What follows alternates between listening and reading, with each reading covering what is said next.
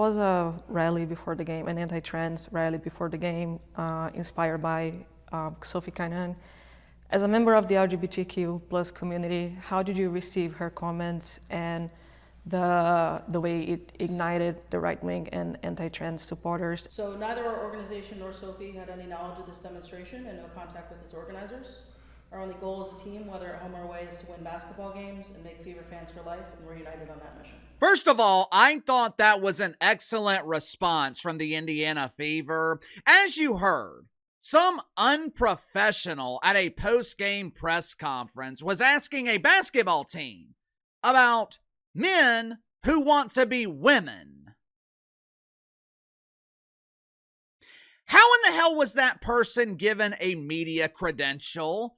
Outkick, which is owned by Fox News. The WNBA refuses to give Outkick a media credential, but they will gladly give credentials to some media wannabe named Roberta They Them. Who in the Rudy Poo is Roberta? Which media organization does Roberta work for?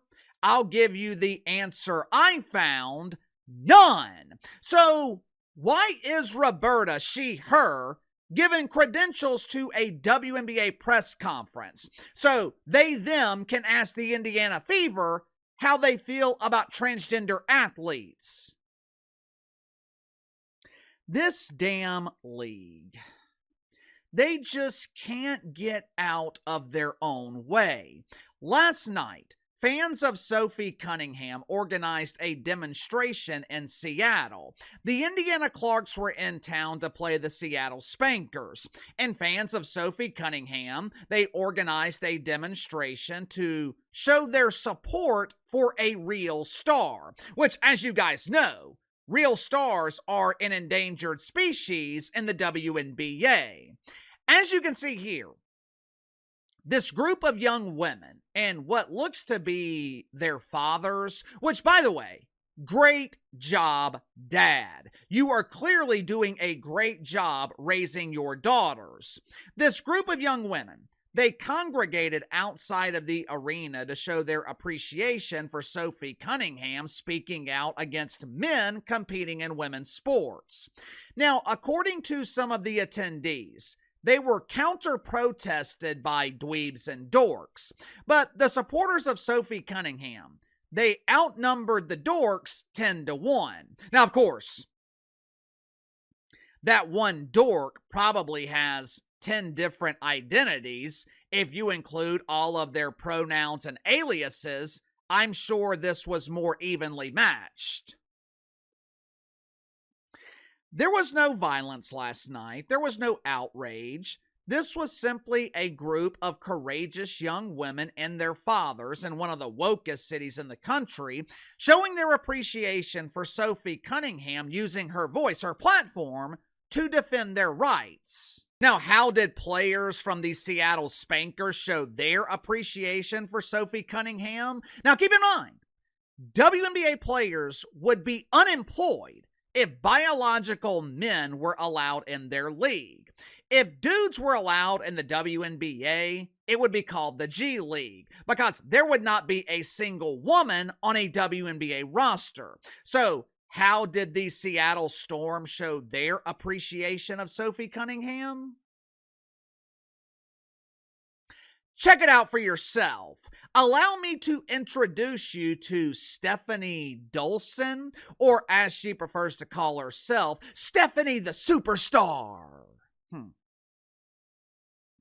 If anyone should be against biological men invading the WNBA, it should be Stefanie Dolson. This season, she is averaging 3 points, 2 rebounds. She doesn't even qualify to be a role player in a league full of role players.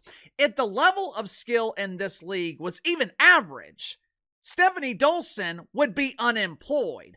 If biological men were allowed in the WNBA, forget about it. Yet for some reason, Stefanie Dolson is proud to be an activist for transgender rights.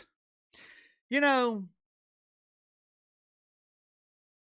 I appreciate what Sophie Cunningham is doing in a league full of communists, in a league full of unmarketable players. It's nice to see someone like Sophie Cunningham representing normal people, young women.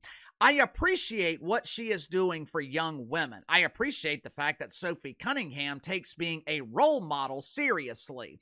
But two things can be true at the same time. Last night, the Indiana Fever played the Seattle Storm. When I woke up this morning, how many headlines were about the actual game?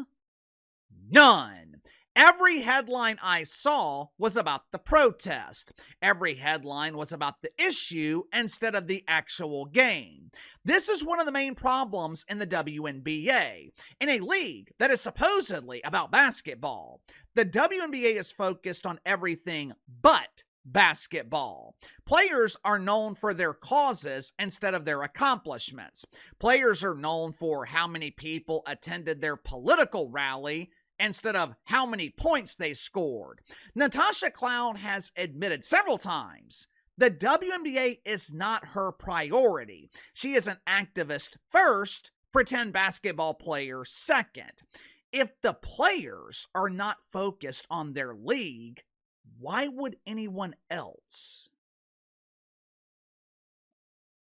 Sound off in the comments below. I'll see you guys later on the main channel.